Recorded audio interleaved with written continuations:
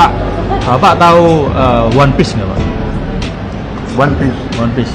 kartun apa ya, anime. Anime ya, anime. Ya, tapi saya nggak terlalu mengikuti. Pak Prabowo tahu One Piece. Jadi nggak terlalu mengikuti. Ya, itu tadi saya menanyakan One Piece kan Pak. Mungkin saya bisa kasih tahu ke Bapak karena One Piece ini Pak, ini spektakuler Pak. Jadi Ya. One Piece adalah sebuah karya. Nah, karya kreatif dan ini berasal dari negara Jepang. One Piece dari negara Dari Jepang Pak, dari Jepang. Jadi anime itu dari Jepang. Nah, Ada nggak anak-anak Indonesia yang bisa bikin kayak begitu? banyak Pak, Begitu? banyak. Tapi kita selama ini tuh hanya menjadi tukang Pak. Tukang dalam artian sumber daya manusia kita banyak, tapi kita tidak bisa membuat IP-nya sendiri, intellectual property-nya sendiri, sehingga kita hanya menjadi tukang Pak. Mungkin di obrolan kali ini saya tuh ingin memberitahu Bapak bahwa Jepang itu punya strategi budaya yang sangatlah fantastis. Berarti kan saya juga bertanya ke jenengan, kalau misalnya di dalam Kementerian Pertahanan itu kan apakah kita hanya bertahan Pak? Kan kita offense juga bisa Pak ya?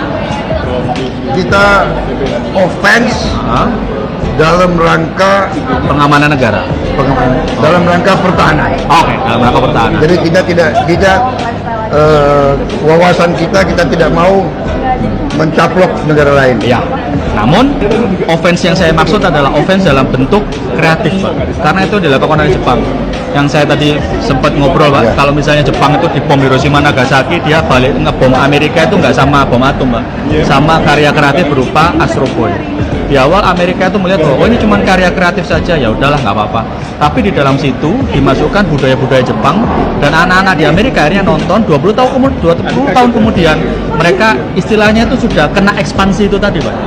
Bahwa Amerika terjajah oleh Jepang tapi dalam segi budaya, sehingga sushi bisa berdiri di sana, restoran-restorannya, terus ramen gitu kan, karena yang mereka terapkan adalah Pak, kenali, cintai, konsumsi, Pak. Itu ternyata seramnya dan dilakukan oleh Jepang.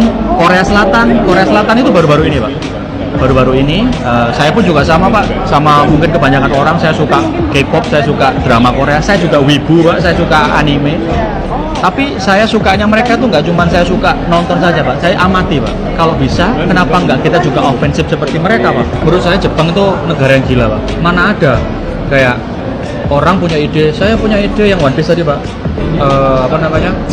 Saya punya ide ada bajak laut, dia punya kekuatan super kayak bisa molor gitu. Kalau di sekarang kita di sini kayak danain saya, masuk PNS aja dulu. Gitu. Tapi kalau di sana didanain beneran, Pak. Jadi pemerintah mendanai itu dan pemerintah punya strategi budaya yang sangatlah konkret untuk konten itu bisa diekspor ke sebanyak-banyak negara. Karena seperti yang balik lagi yang tadi saya bilang bahwa ada lokomotif itu loh, Pak. Itu kan juga bisa menjadi lokomotif, Pak. Nah itu, Pak, grand plan di Indonesia ini masih belum ada, Pak. Nah itu mungkin yang harus segera kita lakukan. Jadi banyak sekali, Pak, saya juga belajar banyak dari Bapak tentang kayak militer seperti apa tadi ya kan, Pak. Saya pun juga memberikan insight yang baru mungkin buat jenengan tentang kreatif itu kayak gimana sih, Pak. Karena kreatif pun juga bisa menjadi lahan perang juga, Pak. Karena perangnya nggak pakai bedil, Pak. Pakai kreatif, Pak. Itu yang dilakukan Jepang ketika dia di bom atom, yang baliknya itu pakai kreatif.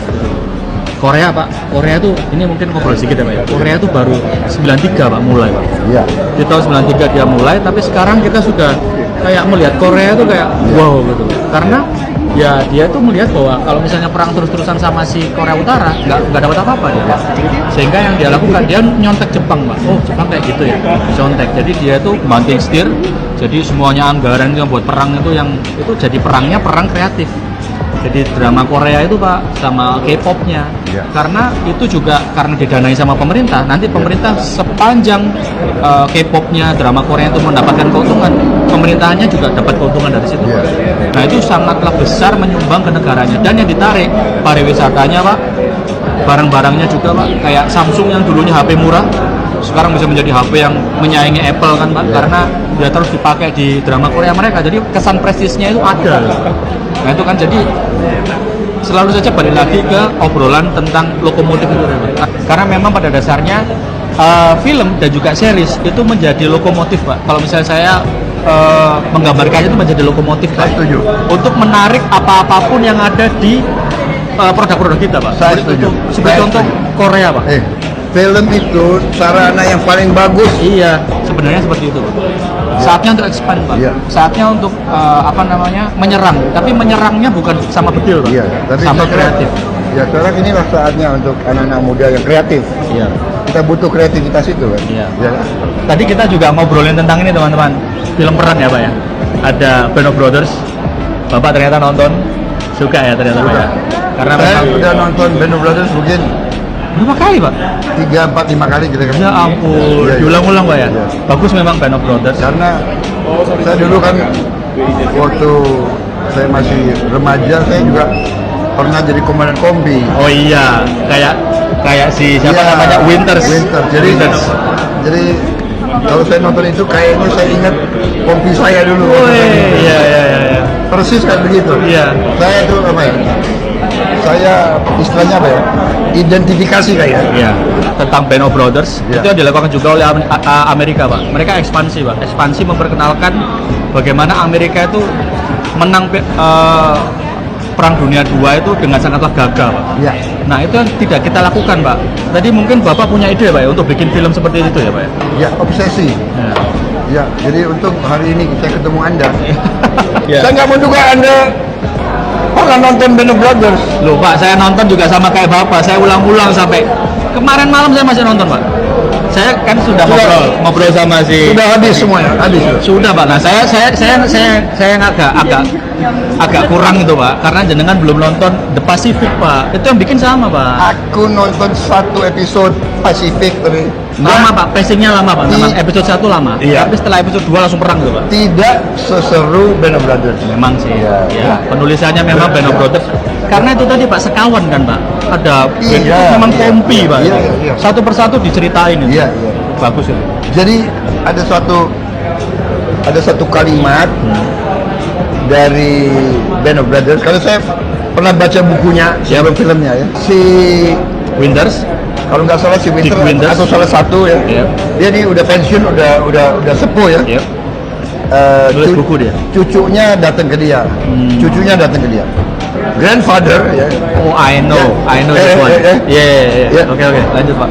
Grandfather, are you a hero? Ya. Ah, Ini jawabannya Winters. bagus nih. ya. Dia Ya. tanya, are you a hero? Apakah kakek seorang pahlawan? Dia jawabnya gini, I'm not a hero, but I was in a company of heroes. Ya, itu. Grandpa, were you a hero in the war? Grandpa said no, but I served in a company of heroes. Tapi ini sangat Untuk penting. menjemput. Saya setuju, ini sangat penting ya. Untuk saya ketemu Anda ya.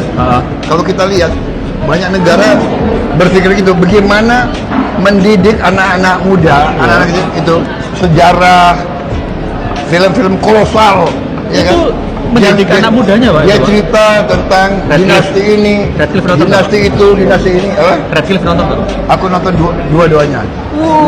Wah, kan Radcliffe nonton ternyata. Aku Radcliffe 1, Radcliffe 2. Ya, itu Jangan tanya ya. berapa kali saya nonton. Berapa kali? Mungkin ada 3-4 Tapi kali. memang itu strategi perang yang keren itu, Pak. Luar biasa. Strategi perang yang keren. Jadi Ya. kapan kita bikin film tentang Majapahit, Ya. Yang kolosal sekalian, Pak. tentang Mataram, ya kan? Yang gede sekalian, Pak. Tentang Sriwijaya, Harus, Pak. tentang Kesultanan Aceh, tentang Sultan Hasanuddin, banyak cerita kita. Banyak cerita kita. Tentang Gusti Ngurah Rai. Lah, Begitu itu bagus heroik. itu. Nah, Bagus itu. Oke saja, Gus. Kita bikin ya. Kita Oke, bikin, ayo, Pak. Kita bikin 2 film ya. Ya. Mungkin bisa diceritakan dikit, Pak, gimana nanti Bapak punya ide tentang 10 November tadi, Pak? Film.